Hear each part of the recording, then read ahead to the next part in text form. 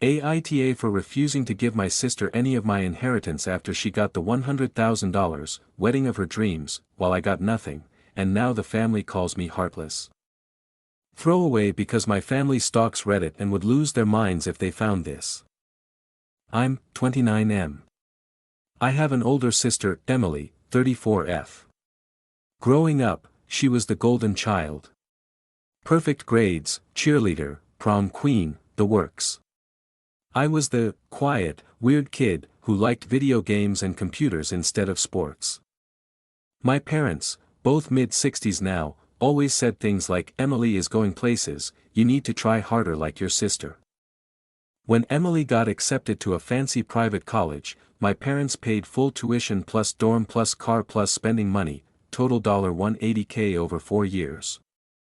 When I got into a solid state university with scholarships covering 80%, they told me, "You're on your own for the rest, we already spent so much on your sister."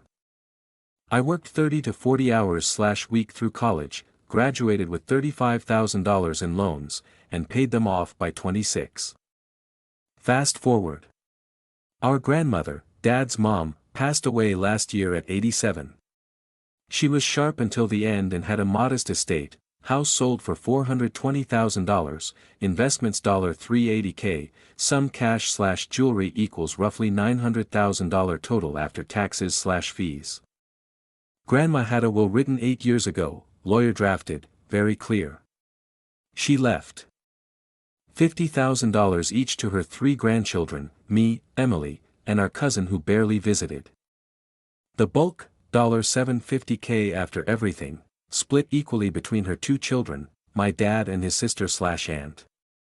But, and this is key, she had a separate revocable trust set up 4 years ago for grandchildren who showed consistent care and support in her later years.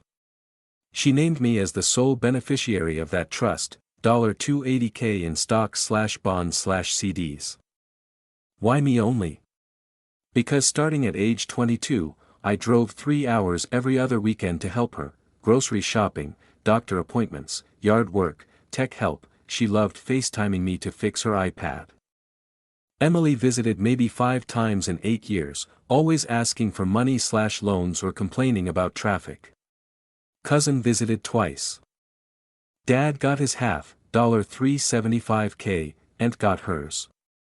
Emily got her flat $50,000 from the will. I got $50,000 plus the $280,000 trust. Emily exploded. She called me screaming that I manipulated a lonely old woman during COVID when no one else could visit. I visited masked, brought food, sat outside. She refused to see anyone during lockdowns except me because I followed her rules.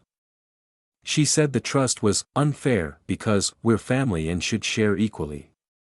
My parents backed her. Grandma was old and vulnerable, you took advantage. You should split the trust with your sister, she has kids, 2 toddlers, and a mortgage, you don't even have a girlfriend. I said no. Politely at first, Grandma made her choice clear in legal documents. She thanked me many times for being there. They kept pushing. Emily posted vague Facebook stuff like, "Some people pretend to care for money," with crying emojis. Relatives started texting me, "Family helps family," and "Don't be greedy." Last month, Emily and her husband invited me to dinner to talk like adults. They sat me down and presented a fair proposal. I give her $140,000, half the trust, she forgives me for stealing her birthright, and we can all move on. When I refused again, she started crying that her kids deserve better, that I'm ruining Christmas forever, and that Mom has been having panic attacks because of me. I got up, said, "Grandma chose this because she saw who actually showed up. If you want to hate me for honoring her wishes, that's on you." I left. Now the family group chat is on fire. Dad says I'm heartless and selfish. Mom says, blood is thicker than water, but apparently not thicker than money. Emily is telling everyone I'm the reason the family is broken. A few neutral relatives, aunt, cousin, privately told me NTA and that Grandma specifically told them years ago, he's the only one who actually cares without wanting something. So Reddit. AITA for keeping every penny grandma left me and refusing to share with my sister who got the golden child treatment her whole life.